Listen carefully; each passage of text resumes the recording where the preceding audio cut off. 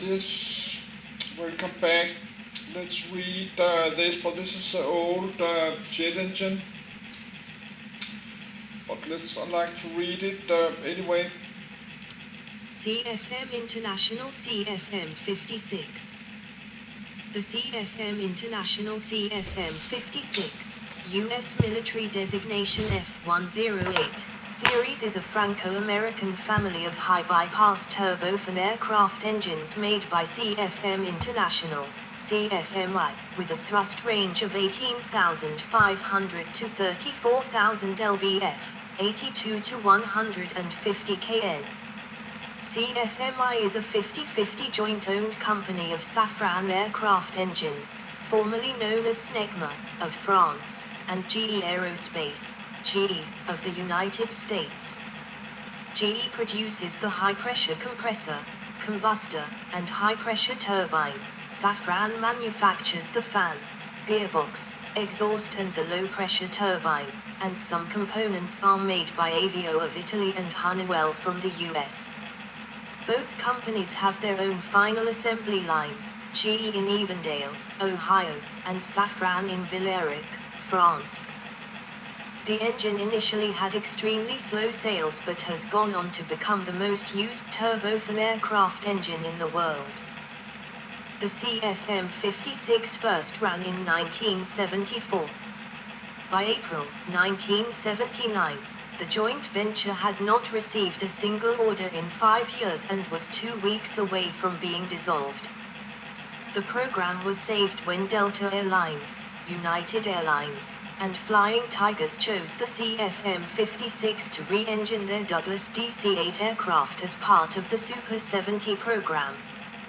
The first engines entered service in 1982. The CFM56 would later be selected to re-engine the Boeing 737. Boeing initially expected the program, later named the Boeing 737 Classic, to only sell modestly, but the quieter and more fuel-efficient CFM56 led sales to take off.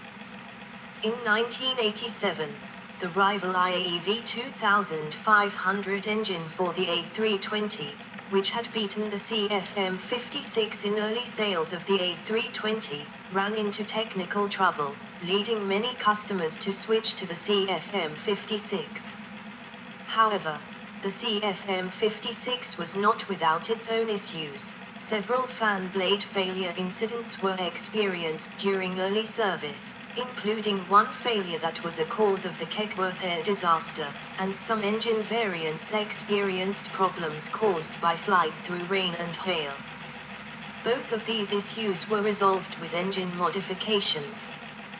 History, edit. Origins, edit. Research into the next generation of commercial jet engines, high bypass ratio turbofans in the 10-ton, 20,000 lbf, 89 kN, thrust class, began in the late 1960s. Snecma, now Safran, who had mostly built military engines previously, was the first company to seek entrance into the market by searching for a partner with commercial experience to design and build an engine in this class. They considered Pratt & Whitney, Rolls-Royce, and GE Aviation as potential partners, and after two company executives, Gerhard Newman from GE and René Ravoud from Snecma, introduced themselves at the 1971 Paris Air Show, a decision was made. The two companies saw mutual benefit in the collaboration and met several more times, fleshing out the basics of the joint project. At the time, Pratt & Whitney dominated the commercial market. GE needed an engine in this market class, and Snecma had previous experience of working with them, collaborating on the production of the CF6-50 turbofan for the Airbus A300. Pratt & Whitney was considering upgrading their JT8D to compete in the same class as the CFM56 as a sole venture, while Rolls-Royce dealt with financial issues that precluded them from starting new projects. This situation caused GE to gain the title of best partner for the program. A major reason for GE's interest in the collaboration, rather than building a 10-ton engine on their own, was that the SNECMA project was the only source of development funds for an engine in this class at this particular time. GE was initially considering only contributing technology from its CF6 engine rather than its much more advanced F101 engine, developed for the B-1 Lancer supersonic bomber. The company was faced with a dilemma when the United States Air Force, USAF, announced its Advanced Medium Still Transport, AMST, project in 1972, which included funding for the development of a 10-ton engine, either to build a limited technology 10-ton engine with SNECMA, or a similar engine with advanced technology on their own. Concerned that the company would be left with only the limited engine in its portfolio if it did not win the Air Force contract, for which it was competing with Pratt & Whitney and a General Motors division with its advanced engine, GE decided to apply for an export license for the F101 core technology. Export issues, edit.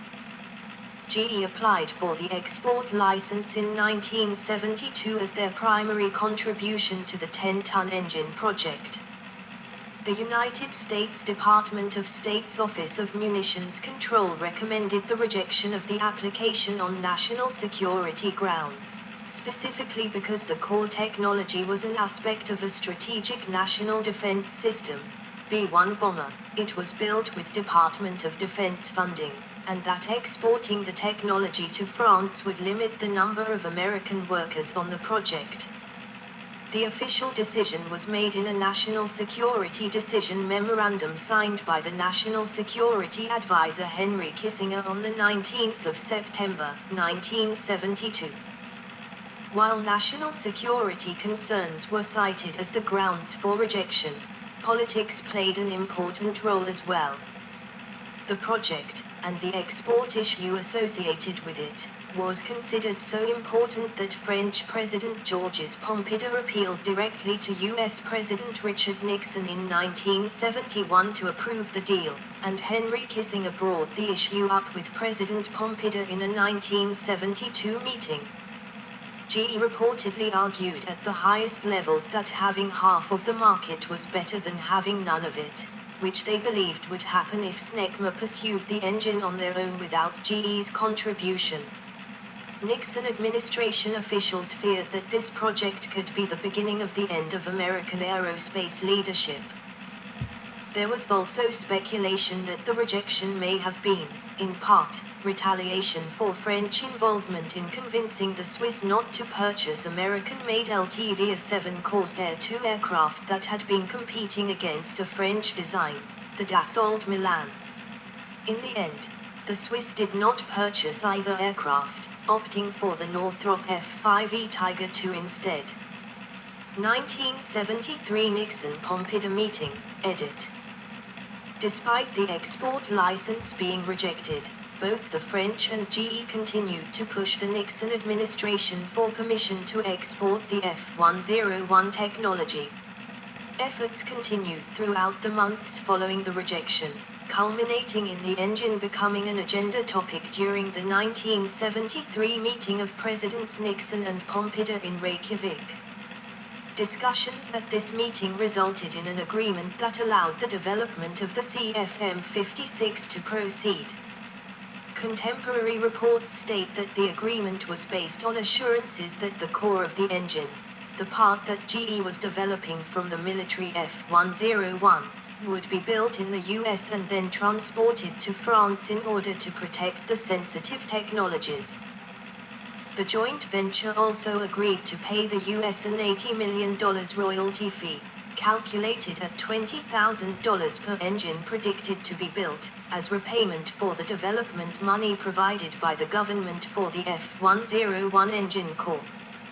Documents declassified in 2007 revealed that a key aspect of the CFM56 export agreement was that the French government agreed not to seek tariffs against American aircraft being imported into Europe. CFM International, edit.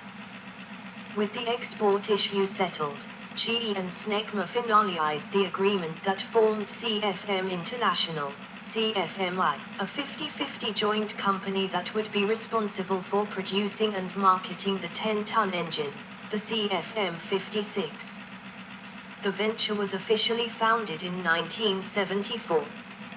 The CF in the engine name stands for GE's designation for commercial turbofan engines, while the M56 is the name of SNECMA's original engine proposal. The two primary roles for CFMI were to manage the program between GE and SNECMA, and to market, sell and service the engine at a single point of contact for the customer. CFMI was made responsible for the day-to-day decision-making for the project, while major decisions, developing a new variant, for example, required the go-ahead from GE and SNECMA management.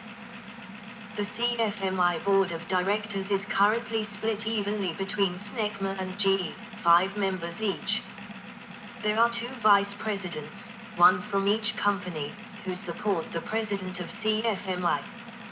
The president tends to be drawn from SNECMA and sits at CFMI's headquarters near GE in Cincinnati, Ohio. The work split between the 2 companies gave GE responsibility for the high-pressure compressor, HPC, the combustor, and the high-pressure turbine, HPT. SNECMA was responsible for the fan, the low-pressure compressor, LPC, and the low-pressure turbine, LPT.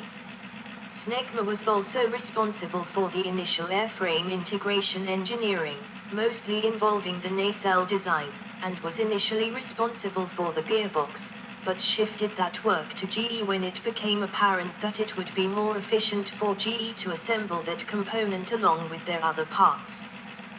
Development, edit. Overview, edit. Development work on the CFM56 began before CFMI was formally created. While work proceeded smoothly, the international arrangement led to unique working conditions. For example, both companies had assembly lines. Some engines were assembled and tested in the US and others in France. Engines assembled in France were subject to the initially strict export agreement, which meant that GE's core was built in the US, then shipped to the SNECMA plant in France where it was placed in a locked room into which even the president of SNECMA was not allowed. The SNECMA components, the fore and aft sections of the engine, were brought into the room. GE employees mounted them to the core, and then the assembled engine was taken out to be finished. The first completed CFM56 engine first ran at GE in June 1974 with the second running in October 1974. The second engine was then shipped to France and first ran there on the 13th of December 1974. These first engines were considered production hardware as opposed to test examples and were designated as the CFM56-2, the first variant of the CFM56. The engine flew for the first time in February 1977 when it replaced one of the 4 Pratt & Whitney J88D engines on the McDonnell Douglas YC-15, an entrant in the Air Force's Advanced Medium Still Transport (AMST) competition. Soon after, the second CFM56 was mounted on a Sud Aviation Caravelle at the SNECMA Flight Test Center in France. This engine had a slightly different configuration with a long bypass duct and mixed exhaust flow, rather than a short bypass duct with unmixed exhaust flow. It was the first to include a thrust management system. First customers, edit. After testing the engine for several years, both in the air and on the ground, CFMI searched for customers outside of a possible AMST contract. The main targets were re-engine contracts for the Douglas DC-8 and the Boeing 707 airliners, including the related military tanker, the KC-135 Stratotanker. There was little initial interest in the engine, but Boeing realized that the CFM56 might be a solution to upcoming noise regulations. After announcing that a 707 would be configured with the CFM56 engine for flight tests in 1977, Boeing officially offered the 707 to 320 with the CFM56 engine as an option in 1978. The new variant was listed as the 707 to 700. Due to limited interest from the airlines in a re-engined 707, Boeing ended the 707 to 700 program in 1980 without selling any aircraft. Despite the lack of sales, having the commercial 707 available with the CFM56 helped the engine's competitiveness for the KC-135 re-engine contract. KC-135R, edit. Winning the contract to re-engine the KC-135 tanker fleet for the USAF would be a huge boon to the CFM56 project, with more than 600 aircraft available to re-engine, and CFMI aggressively pursued that goal as soon as the request for proposals, RFP, was announced in 1977. Like other aspects of the program, international politics played their part in this contract. In efforts to boost the CFM56's chances versus its competitors, the Pratt & Whitney TF-33 and an updated Pratt & Whitney JT-8D, the French government announced in 1978 that they would upgrade their 11 KC-135s with the CFM56, providing one of the first orders for the engine. The USAF announced the CFM56 as the winner of the re-engine contract in January 1980. Officials indicated that they were excited at the prospect of replacing the Pratt & Whitney J57 engines currently flying on the KC-135 aircraft, calling them the noisiest, dirtiest, and most fuel-inefficient power plant still flying at the time. The re-engined aircraft was designated the KC-135R. The CFM56 brought many benefits to the KC-135, decreasing takeoff distance by as much as 3,500 feet, 1,100 m, decreasing overall fuel usage by 25%, greatly reducing noise, 24 dB lower, and lowering total life cycle cost. With those benefits in mind, the United States Navy selected the CFM56-2 to power their variant of the Boeing 707, the E-6 Mercury, in 1982. In 1984, the Royal Saudi Air Force selected the CFM56-2 to power their E-3 Sentry aircraft, also related to the 707 airframe. The CFM56-2 powered E-3 also became the standard configuration for aircraft purchased by the British and French. DC-8, edit. By the end of the 1970s, airlines were considering upgrading their aging Douglas DC-8 aircraft as an alternative to buying new, quieter and more efficient aircraft. Following the French KC-135 order in 1978, the April 1979 decision by United Airlines to upgrade 30 of their DC-8-61 aircraft with the CFM56-2 was important for securing the development of the CFM56. GE and Snecma were 2 weeks away from freezing development had that order not materialized. This decision marked the first commercial purchase, rather than government/military, of the engine, and Delta Airlines and Flying Tiger Line soon followed suit, giving the CFM56 a firm footing in both the military and commercial market. Boeing 737, edit. In the early 1980s, Boeing selected the CFM56-3 to exclusively power the Boeing 737-300 variant. The 737 wings were closer to the ground than previous applications for the CFM56, necessitating several modifications to the engine. The fan diameter was reduced, which reduced the bypass ratio, and the engine accessory gearbox was moved from the bottom of the engine, the 6 o'clock position, to the 9 o'clock position, giving the engine nacelle its distinctive flat-bottomed shape. The